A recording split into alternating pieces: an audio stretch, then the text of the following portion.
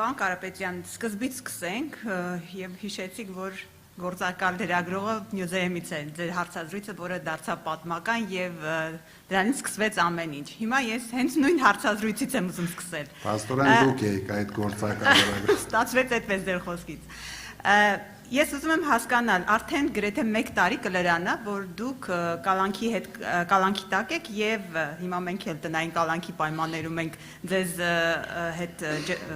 այսպես ասուլիսը, դուք հայտարարել եք, որ մեր ձևով կմասնակցենք պաշտպանելով եկեղեցու հետ կապված քաղաքականությունը, ուզում եմ հստակ ասենք, որովհետև մենք իրավապահ մարմիններից հստակ չենք հասկանում, ինչ էր ի վերջո, փակագծերը բացենք, ինչ էր նշանակում մեր ձևով մասնակցել, եւ եթե այդ մեր ձևով մասնակցելը չլիներ, այս քաղաքական գործընթացները չհետևեին, իրավական գործընթացները չլինեին, դուք կշարունակեիք Հայաստանում մնալ, քաղաքական կուսակցություն ստեղծել, ընտրությունների մասնակցել, բայց մինչ այդ խնդրում եմ ներկայացրեք, փակագծերը բացեք, ինչ նկատի ունեիք դուք։ Եթե դուք եք այդ գործակալը եւ ես ձեզ եմ տվել այդ հարցազրույցը, դուք երևի հիշում եք, որ դա ընդամենը միամիտ մարտը, երբ դուրս եկավ եկեղեցուց, արագ կազմակերպված հարցազրույց էր։ Եվ մեր ձևովը դա ընդամենը տվյալ պահի խոսույթն էր։ Ես կարող էի չասել մեր ձևով, ասեի Վաջոյի ձևով, կարող ասեի Նիկոլի ձևով։ Այդ պահին ստացվեց, ես ասեցի մեր ձևով, դա նշանակում էր, որ մենք օգտագործելով մեր հնարավորությունները, բայց բացարձակ ոչ մեկը չէր մտածում, որ ինչ-որ հեքիաթները, որ հիմա պատմում են մեր իրավապահ մարմինները, բռնի զավթել ինչ-որ բան, ես ընդամենը ունենալով ինձ թվում էր այդ պահին բարի համբավ ունեմ, այսքան բան եմ վերջ արել այս երկրի համար, կարող է այս ելույթը Փաշինյանը նայելով վերջացնի իր հարձակումները մեր եկեղեցու վրա, բայց ինքը ոչ թե վերջացրեց,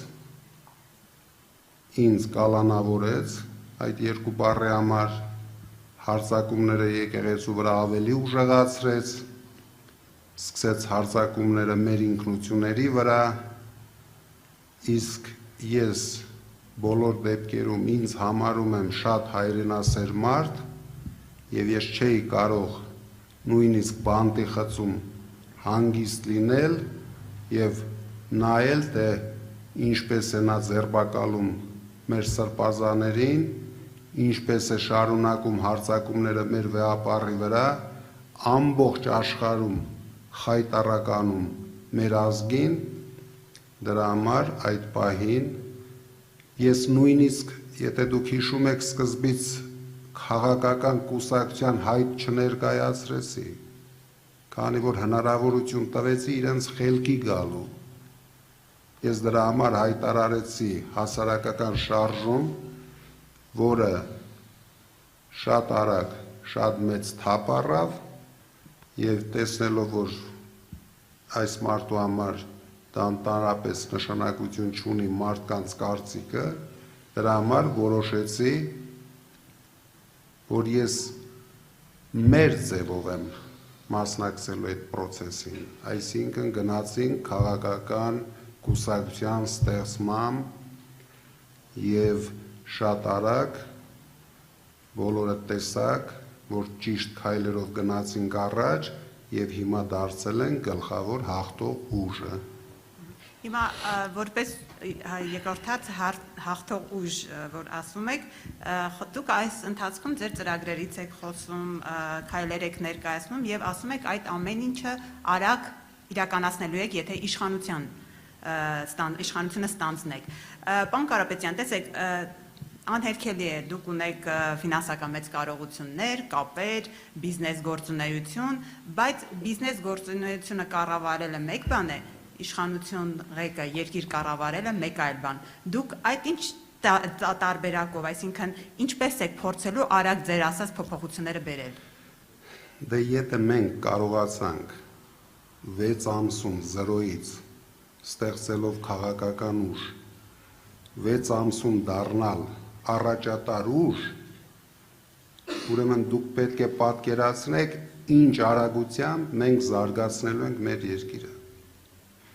Դա մարդիկ քաղաքական աթոռների վրա չեն ծնվում, բոլոր երկրի ղեկավարներն էլ երբ փոխվում են, հաջորդ ուժը գալիս է նախկինում պրեզիդենտ չաշխատած։ Միայն Տրամպին է հաջողվել մեկ անգամ աշխատած հետ գալ։ Այսինքն դա ինչ է նշանակում։ Հիմա Հայաստանում ղեկավար կարող են աշխատել 4 մարդուց բաղկացած, այսինքն 4 մարդ, քանի որ ցանկացած նոր մարդ դուք մեր ժողովուրդը տասնյակ տարիներ գոռում է, որ փոփոխություն է ուզում։ Փոփոխություն դա նշանակում է առաջի հերթին իշխանության փոփոխություն, մարդկանց փոփոխություն,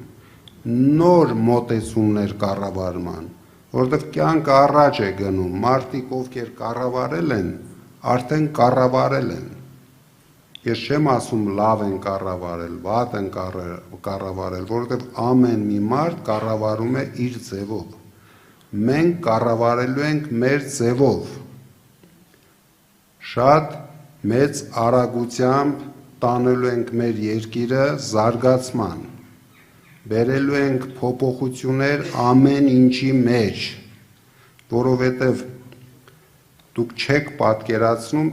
ինչ արագությամբ կյանքը փոխվում եւ զարգացումներ են լինում աշխարհում։ Իսկ դուք ում եք տեսնում այսօր, որ ունեն,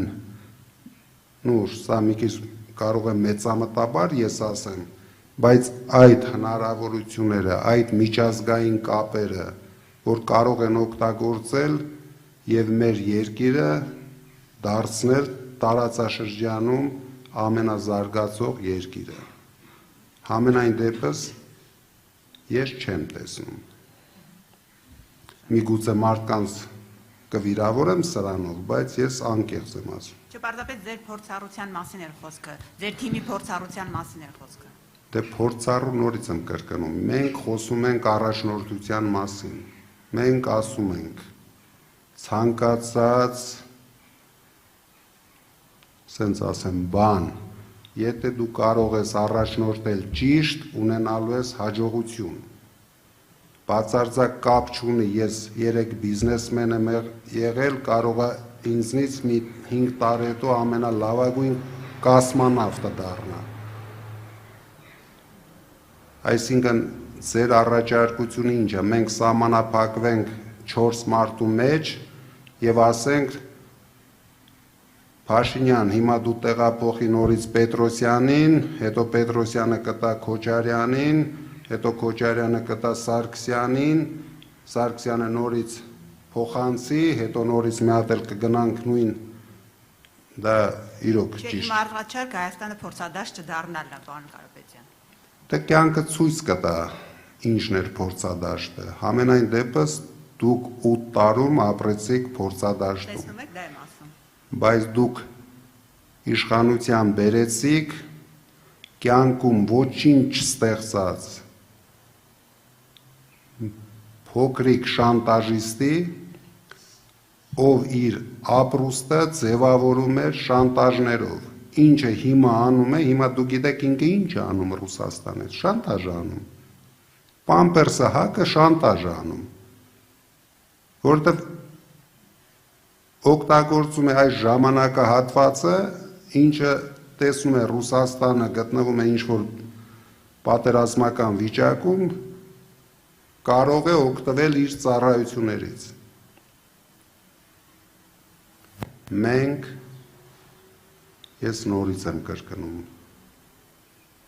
բերելու ենք ճիշտ կայուն խաղաղություն, մենք բերելու ենք վերջապես մեր ժողովրդին բարեկեցություն, վերացնելու ենք աղքատությունը մեր երկրում, ես ուզում եմ դուք դա լսեք, չգնաք ուրիշ ճանապարհներով, մեր երկրին այսպիսի առաջնորդություն է պետք, Եթե դու կարաք նորից անուներ տակ, պատրաստ ենք քննարկենք։ Դրա համար մենք գնալու ենք հաղթենք եւ մեր գլխավոր նպատակը չմասնակցել ոչ մի խոսույթների ներկա նախկին, այլ առաջնորդել մեր երկիրը, համախմբել մեր ժողովրդին